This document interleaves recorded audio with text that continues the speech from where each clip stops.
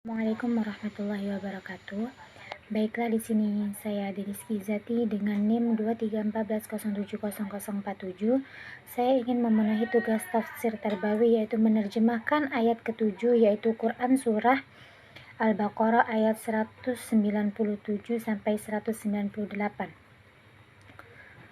A'udzu billahi minasyaitonir rajim.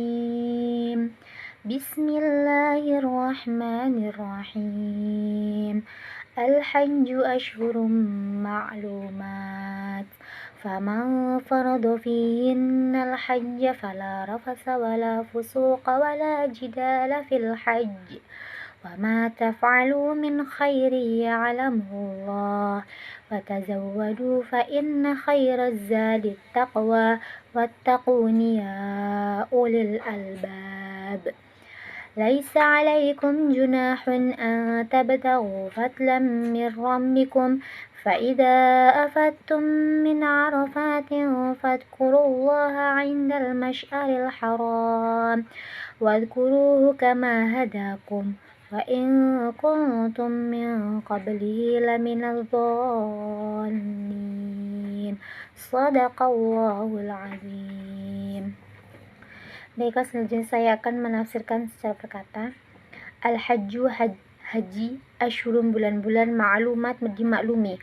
Faman maka barang siapa, faradha menetapkan niatnya, fihinna di dalamnya, al-hajj berhaji, fala maka tidak boleh rafasa bercampur dengan istri, wala dan tidak boleh fusuqa berbuat fasik, wala dan tidak boleh jidala bertengkar, fil hajj di dalam masa mengerjakan haji, wama dan apa, taf'alu kalian kerjakan, min dari khairin kebaikan, lam ya'lamhu niscaya mengetahui Allah wa tazawwadu dan berbekallah kamu, fa inna maka sesungguhnya khaira sebaik-baik azzadi taqwa bekal takwa, wattaquni dan bertakwa kepadaku, ya uli wahai orang-orang albab yang berakal. Laisa tidak ada alaikum atas kalian junahun dosa, antabtagu untuk kamu mencari fadlan karunia, min rabbikum dari Tuhan kalian, faida maka apabila afatum kamu telah bertolak, min arafatin dari Arafah, fadkuru maka berzikirlah Allah inda di sisi masy'aril haram, wadkuruhu dan berzikirlah padanya, kama sebagaimana hadakum petunjuk kepadamu, wa in dan sungguh kuntum kalian adalah kalian min dari qablihi sebelum laminal dhalin sungguh dari atau termasuk orang-orang yang sesat. Selanjutnya saya ingin menjelaskan tentang kandungan dari Quran surah Al-Baqarah ayat 197 sampai 198. Nah, pada ayat 197 waktu untuk mengerjakan haji itu sudah ada ketetapannya, yaitu pada bulan-bulan yang sudah ditentukan dan tidak dibolehkan pada bulan-bulan lainnya. Diriwayatkan dari Ibnu Abbas dan sudah berlaku di dalam mazhab Abu Hanifah, Syafi'i dan Imam Ahmad bahwa waktu mengerjakan haji itu ialah pada bulan Syawal, Zulkaidah sampai dengan terbit fajar pada malam 10 Zulhijjah. Ketentuan-ketentuan itu tidak diubah, malahan diteruskan sebagaimana yang berlaku. Orang-orang yang sedang mengerjakan haji dilarang bersetubuh, mengucapkan kata-kata keji, melanggar larangan-larangan agama, berolok-olok, bermegah-megah, bertengkar dan bermusuhan. Semua perhatian ditujukan untuk berbuat kebaikan semata-mata. Hati dan pikiran hanya tercurah kepada ibadah, mencari keridhaan Allah dan sesuai mengingatnya. Apa saja kebaikan yang dikerjakan seorang muslim yang telah mengerjakan haji, pasti Allah akan mengetahui dan mencatatnya dan akan dibalasnya dengan pahala yang berlipat ganda. Agar ibadah haji dapat terlaksana dengan baik dan sempurna, maka setiap orang hendaklah membawa bekal yang cukup, lebih-lebih bekal makanan, minuman, pakaian, dan lain-lain, yaitu bekal selama perjalanan mengerjakan haji di tanah suci dan bekal untuk kembali sampai di tempat masing-masing. Diriwayatkan oleh Al-Bukhari, Abu Dawud, An-Nasai dan lain-lain dari Ibnu Abbas bahwa dia mengatakan, ada di antara penduduk Yaman bila mereka pergi naik haji tidak membawa bekal yang cukup, Mereka cukup bertawakal saja kepada Allah.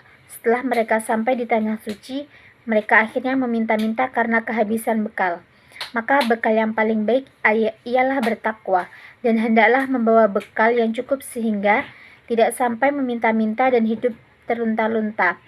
Allah mengingatkan agar ibadah haji itu dikerjakan dengan penuh takwa kepada Allah dengan mengerjakan segala yang diperintahkannya dan meninggalkan segala yang dilarangnya. Dengan begitu, akan dapat dicapai kebahagiaan dan keberuntungan yang dengan penuh ridho dan rahmat ilahi. Selanjutnya pada ayat 198, pada musim haji seseorang tuh tidak dilarang berusaha seperti berdagang dan lain-lain, asal jangan mengganggu tujuan yang utama, yaitu mengerjakan haji dengan sempurna. Ayat ini diturunkan sehubungan dengan keraguan-keraguan orang Islam pada permulaan datangnya Islam untuk berusaha mencari rezeki, sehingga banyak di antara mereka yang menutup toko-toko mereka pada waktu musim haji karena takut berdosa. Diriwayatkan oleh Al-Bukhari dari Ibnu Abbas, dia berkata, pada zaman jahiliyah ada 3 pasar, yaitu Ukaz, Majannah, dan Zulmajas. Pada waktu musim haji, kaum muslimin merasa berdosa berdagang di pasar-pasar itu. Lalu mereka bertanya kepada Rasulullah SAW, maka turunlah ayat ini. Berusaha mencari rezeki yang halal selama mengerjakan haji adalah dibolehkan selama usaha itu dilakukan secara sambilan, bukan menjadi tujuan. Tujuan utama ialah mengerjakan ibadah haji dengan penuh takwa kepada Allah dan dengan hati yang tulus ikhlas. Kemudian ayat ini Allah memerintahkan kepada setiap orang yang mengerjakan haji itu agar berzikir kepada Allah bila telah tertolak dari Padang Arafah menuju ke Musdalifah, yaitu bila telah sampai di Masy'aril Haram. Masy'aril Haram ialah sebuah bukit di Musdalifah yang bernama Quzah.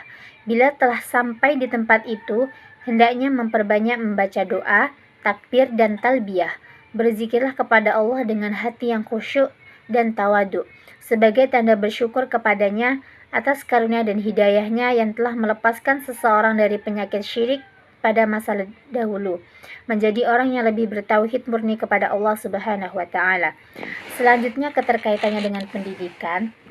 Pada Quran Surah Al-Baqarah ayat 197, nah ayat ini tuh menekankan pentingnya menjaga ibadah sebagai bagian dari pendidikan, meliputi pemahaman dan penanaman ibadah sesuai dengan ajaran Islam, yang mencakup sholat, zakat, puasa, dan haji.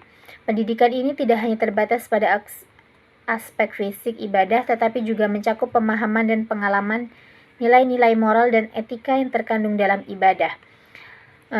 Pada Quran Surah Al-Baqarah ayat 198, ayat ini tuh mungkin menekankan pentingnya memahami dan menerapkan ibadah dengan lebih mendalam, termasuk aspek-aspek yang mungkin tidak secara eksplisit disebut dalam ayat sebelumnya. Ini bisa mencakup pemahaman yang lebih dalam tentang makna dan tujuan ibadah secara praktek ibadah yang lebih spesifik atau detail. Baiklah, hanya itu yang dapat saya sampaikan. Saya akhiri. Wassalamualaikum warahmatullahi wabarakatuh.